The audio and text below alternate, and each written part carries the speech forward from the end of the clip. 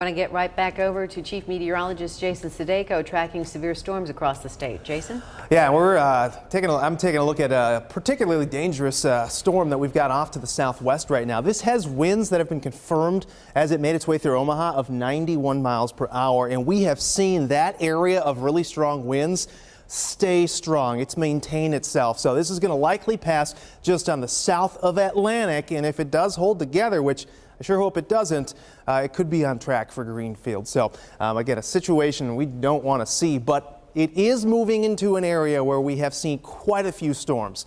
So that may make it weaken, but still a really intense storm right on the edge of the viewing area, and that is going to continue to push eastward.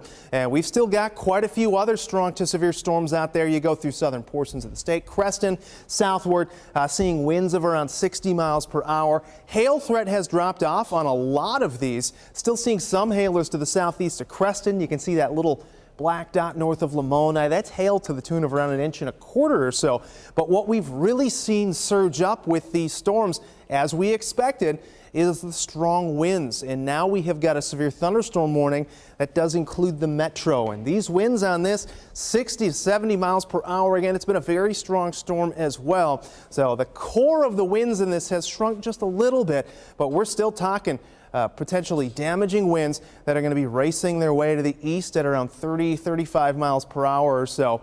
And you can see Waukee, you've just really got a few minutes. Grimes coming in at 9 minutes, Clive 16, Urbandale 16, Windsor Heights coming in at 17. So that's just one of the storms. And again, we've had quite a few out there that have been capable of some really strong winds. That line continuing from Ankeny all the way down towards Lamoni.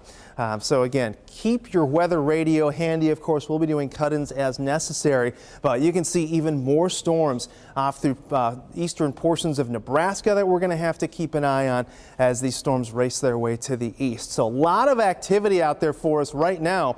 And as we look at what we have seen today, it's been really active. We have had a whole ton of funnel reports. We've had tornado reports, and you can see the wind damage reports associated with this storm as it just careens its way into the state. So again, that's hopefully will start to weaken a little bit. Thankfully, the rain that fell has been for the southern portion of the state, so those areas to the north that are experiencing that historic flooding aren't getting inundated again.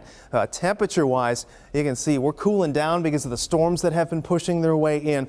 So hopefully that'll help to weaken that storm as it continues to push to the east, but it's still very moist out there. Dew points in the upper 60s, some of us mid 70s, plenty of energy to pull from. It still feels like 91 in Clarinda, so a lot of warmth to go around. And as we track this, those storms will continue to race their way to the southeast by 3 a.m. Got those eastward towards Grinnell and Ottumwa. That pushes eastward, and then finally we clear this out, and your Wednesday looking a whole lot quieter. Still could see quite a bit of rain for southern portions of the state to the tune of 1 inch, potentially even 2 inches still out of this system. And you look across the state, quiet in Boone right now, quiet in Algona, but again, West Des Moines, we have got that storm right on the doorstep. And as we head into tomorrow, again, a quieter turn, but more chances for showers and thunderstorms on Friday with a beautiful weekend ahead. Temperatures dropping into the 70s by Sunday.